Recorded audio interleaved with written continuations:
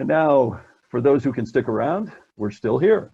And what we'd like to do is move into what we're calling our Update Extra. And we've been talking about this today. We heard Keith Kerman talking, giving us, a real perspective on what he's going through and what he's struggling with as a fleet, but also keeping his eye on the prize of what emerges. And I think Keith, Alicia had a really great observation that I'd really like to see how we tease out with other people here today in this round table discussion with our stakeholders and members. How does transportation change? Keith has made the great observation, you know what? Telecommuting is probably here to stay and much bigger than it has ever been. There's been resistance sometimes in the past.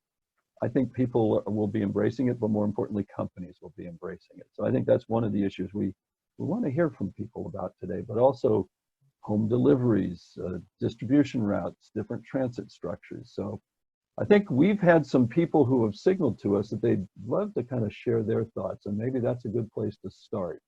Alicia, who might we have queued up? Well, I think it would be great to hear from our friend John Horonchak from BAE Systems.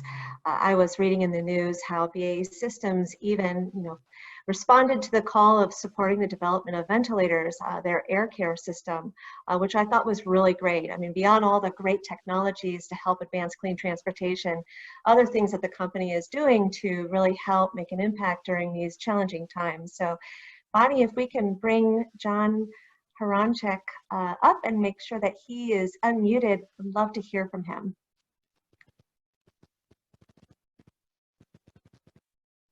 And there he is. Hey, there John. he is. And John, you should be able to talk. Am I coming over on the camera? We got you. You look great. Yeah. I can't see myself. Maybe that's a good thing. Thank you. We all have longer hair or something going on, yeah. So thanks for the opportunity to talk about a little bit about what's going on at BAE Systems during the COVID crisis. At a company level, we've implemented, I think, where a lot of companies have, the social distancing, spreading our manufacturing people apart as much as we can. We're testing temperatures outside of our facility. We're requiring masks. I mean, I think a lot of the same things many other companies are doing. It's hard to admit, but I'm a non-essential employee for BAE. So us non-essential employees, which really means I don't work on the production or in key engineering programs where we have to be on site to use equipment. We're staying at home, and frankly, indefinitely. There hasn't been a date set where we all come back. I don't foresee that happening for a while. So I agree with some of the trends that Bill was saying, that I might not have an office to go back to, or the office might look a little different. And I might not go back to the office this year, which is fine, because we're getting used to these telecommuting technologies. What we're seeing in the industry, in the transit industry, is we're really learning a lot about our customers and how they get funding and from what sources. And I've learned that no two transit agencies are alike when it comes from where they get funding from, taxes or tolls or state and local and federal sources. So it's having an impact on everybody, but in different ways, if that makes any sense. Hey, yeah, no, it does. And it's like, do you see potential changes in your customer demands or what they might be asking of you as we start to clear through this? Well, that's one of the things we're all struggling with, is does this change our basic business? So as you guys know, we're in the clean propulsion system market. We supply to OEMs. But the way we sell our product is we sell directly to end customers. So while we've actually been, I would use the word surprised, that our vast majority of our customers are still committed to fielding alternative fuel vehicles. Now, they have admitted struggles with, we're not sure how we're going to pay for it yet, or I had a customer go out for bonding that they weren't planning to go for. So they're being creative on how to go about getting funding, but they're still very committed to clean air technologies. And I thought, I don't know if this came up, Bill, but Cincinnati just passed a transit tax levy for the first time in its history. Amidst all this other, it was such a close vote that they finally, did the recounts and announced it yesterday. So, here's a city that they've had votes in the past that have never been. We were hopeful last year that this would go through, and it finally has. So I think that is a testament to the value of transit, its role, not only just the clean air side of what transit does, but its importance in economic activity and recovery. Great. Well, John, thanks for sharing, and I think we'll kind of bring in some additional voices. I really appreciate you sharing what's going on with you guys at BAE and maybe what you see ahead. So thanks a lot. Thank you. Thank you, John. Good seeing you, my friend. Yes, thanks. Great seeing you guys. So Alicia, where next? And people can certainly raise their hands, and people have been sending in interesting questions that I'd like to bring up with some of our other folks. And who's next who wants to share some thoughts? Wonderful. Well, yes, and I think Irvi Nagrani made a good point about how we should be preparing for climate events that we're going to be expecting, whether we're dealing with hurricanes or with fires during these times of COVID. So maybe, Bonnie, if we can unmute Irvi, and then we'd also like to call on our friend Jason Gies after Irvi speaks. So can we unmute Irvi and hear from her directly? Hey there. Am I on? You're on. Wonderful. So I think one of the other things which I particularly noticed in California's budget, which was released yesterday, is one of the few areas of growth was the governor has pointed out that fire seasons are getting drier, hotter, and are likely going to continue to get more deadly. And so as a result, we are going to see an increase in both equipment procurements as it relates to fires, both on the helicopter and engine side, as well as personnel. And so I think one of the things about the sort of essential work nature of these shutdowns is that it very much shows which parts of the business are essential versus nice to haves. And I think that as we move into hurricane season and fire season is going to become even more apparent. And so the personal mobility side is likely going to shift a lot when you think about the fact that people are less safe feeling on transit and are more likely to not want to use a shared scooter or shared bike, but instead get their own.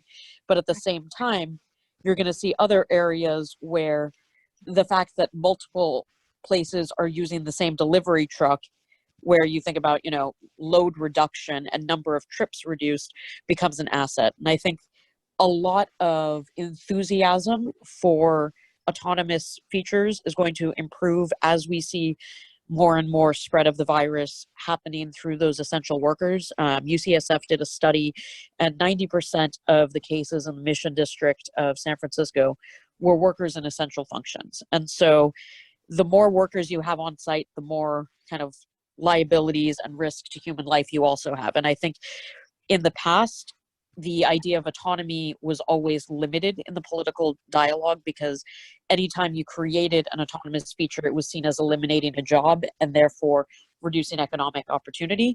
And now if you can eliminate an essential job, you are improving the ability for a community to be resilient. And I think that shift of what does resiliency look like is going to rapidly redefine different cities' priorities as these budget shortcomings start to impact them going into next year.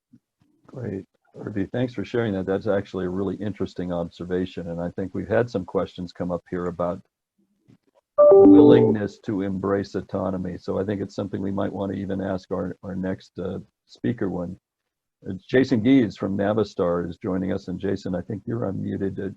First, just how are you guys doing? at Navistar, and how is it affecting your business and the clean commercial piece of it as you go forward? Hey, Bill and Alicia. Yeah, thanks for the opportunity. And yeah, we're doing well, actually. Navistar as a whole, I can give you a quick state of the state. I mean, we've been able to keep our plants pretty much running through this.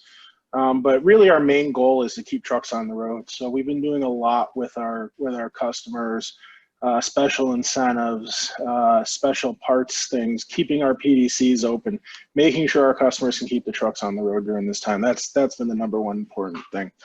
The other thing we've been doing is some financing specials and things to make sure that our customers can still move trucks and buy trucks through this hard time. So Navistar as a whole is doing pretty well. I mean, everyone knows the truck build's down, but through everything, I feel like our senior leadership team has really stepped up and weathered the storm pretty well. So how are you doing when it comes to the electrified platforms that you guys have announced, your Class 6 platform, the school bus? Are you able to stay on track with those technologies? Yeah, it's been a challenge for sure. Originally, I mean, we have a global supply chain, so throughout all of this, we've been able to actually stay on track. We have some delays, but we will be delivering school buses on time later this year, unless something else catastrophic happens. You never know, right? But as of today, we are on time, and it's exciting. Our Class 6 program, I will say, is slightly delayed to where we wanted it, just due to timing constraints and resource constraints. But we still want to have some trucks on the road next year in some select customers' hands. Hey, one last question for you, if I may, because we'll bring in some other voices too. But when it comes to kind of the future fleet, and you see the way distribution patterns maybe are starting to be changed in the COVID world, what does that tell you maybe about future products or platforms you guys might want to look at? Yeah, I think 100%, and to kind of echo what Irvi said is we think that distribution's changing. This, everybody has seen, and you mentioned earlier, the stay at home, working from home. I think people and products will be coming to your home a lot more than we were even used to before. I mean, look at Wayfair stock, look at other delivery services. So I think that's going to change. I think on the electrification side, I think it's just going to help, right? I think people have seen, and you've mentioned before in previous things, Bill, is you see cleaner skies, better air, the air quality's up. So I think this is helping drive what we're trying to do here. So I think it's an exciting time. I think things will change, but there's so many what ifs, right? I think once people can get out of the house and start moving around again, I think things will somewhat go back to normal, but things like working from home and deliveries, that's going to change permanently, I believe. Yeah, that probably we don't slide too far on that. And I hope we don't slide too far in saying we don't want to give up that clean air that we've seen around us, because we now know what we can get. Great. Jason, thank you. Thank you. Jason, that was really great. I also see a friend of ours from New Jersey, Chuck Feinberg, who is the coordinator for the New Jersey Clean Cities, who's also a big champion for clean transportation in the state of New Jersey. And we know that New Jersey certainly has been hit pretty badly by COVID-19. I believe, Bonnie, we've unmuted Chuck. And Chuck, if you're able to share your perspective and your thoughts, would love to hear from you. Yeah, thank you. Not only has New Jersey been hard hit with COVID, but I personally have as well. But you know, the good news is that I'm here to talk about it. That's the good news. That is yes, the good news. Yes, it is. It was a very interesting experience. But anyway, it's just a couple points that I wanted to bring up, and I very much appreciate the opportunity. I don't know if you folks have seen this announcement, but I understand that President Trump tweeted this morning that he is actually $1.1 billion is federal money is going to be coming to help New Jersey Transit get out of the deep hole that they are in, which is extremely significant and extremely needed. So, you know, what that money goes to use, stay tuned, but let's all keep a good eye on how they intend to use that. And two other things real quick. I want to make sure that everybody is aware that the Volkswagen solicitation in New Jersey is open right now, and they are accepting project applications. This is in New Jersey. It is strictly for electric vehicles and charging infrastructure, not even hybrid vehicles. They have to be 100% electric. So I've been getting a lot of calls about that. I know there's a lot of interest and the money is there. So I encourage you to look at that as well. And one other thing to keep an eye on, our state economic development authority will be coming out with a program later this year that is funded by the RGGI funding, the Regional Greenhouse Gas Initiative that New Jersey just rejoined this past year. And that funding will be for medium and heavy duty vehicles. Again, how they intend to use that is still up in the air. I did speak with them recently, and despite the state being essentially bankrupt right now, they do plan to continue to go ahead and use those funds for the intended purpose. So something else to keep an eye on. And yeah, well, leave it to you. With even when you're down with COVID, you're tracking all this stuff, Chuck. You sound better just from hearing that. Hey, let me ask you something. As you look out across the East Coast and New Jersey in particular, the people telecommuting and this approach, do you think that sticks, or what are you seeing around you in terms of that? You know, my observation is that this whole telecommuting thing is working a whole lot better than a lot of people anticipated. And you know, I heard somebody say the other day that you know, those people, you know, 60% of the population is getting used to telecommuting, and the other 40% are the essential people. You know, take that for what it's worth. But I do think we're going to see more of it. I think, you know, flexible work hours, you know, maybe stay at home a couple days a week, or, you know, I do think we will be seeing more of it. And, you know, and I saw an article the other day that the New York City real estate industry is extremely nervous about what the result is going to be. Because, you know, all the big banks, all the big financial institutions in downtown, midtown Manhattan, they're all realizing that they don't have to be there. they can do this from home. Yeah. So it's going to have a huge impact on transportation. And, you know, unfortunately, I think that the one sector that's going to be hit harder by this is going to be public transportation. So they're going to have to evolve and figure out ways to make people comfortable and confident to come back on public transportation, you know, which is going to be a challenge. I mean, think about it. If people are not comfortable going on buses, New Jersey Transit or other buses to go into Manhattan, and all of a sudden they're starting to take Uber and Lyft, you know, or other personal vehicles, what a mess that's going to be. Yeah, we don't have the infrastructure for that to work. Yeah, right. Thank you for those observations and for contributing today. Thank you. Feel better, dear I friend. did. Thank you. Well, look, Alicia, I hate to say it, but I think we've come to the close of this experiment extra session, but I have really enjoyed it. And I really have loved the feedback from people. We'd like to get everybody's feedback on this. Tell us what you like. Tell us what you'd like to see more of on this. But one of the things that it really just the questions we got from people. One, really thinking about measuring the benefits that we've seen from telecommuting on air quality and energy use, and see how that could actually accelerate its contribution to climate change. People are also wondering about whether autonomous vehicles, and Irvi brought that up, might be something that really comes on more as a result of this. But certainly the transit thing is something we're all looking at, and I think we'd probably like to do a whole separate session just on that. We've heard from some of our bus partners that they're coming up with some unique solutions to making the bus interior safer, cleaner, setting up separations and other things. So this is an interesting space to look at going forward. Any other takeaways that you saw today from this?